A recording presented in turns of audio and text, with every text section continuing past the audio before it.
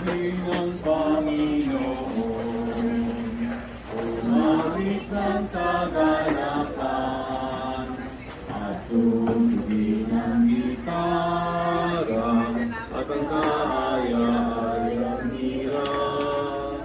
Ipaninyo ang trompeta sa ating pagkabagabag.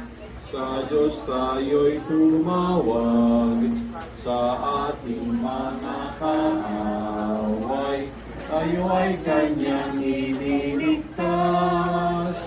Purihin ang Panginoon, umawit ng kagalakan, at tutugin ng gitara, at ang kaaya-ayang hira. Ipaninyo ang trompeta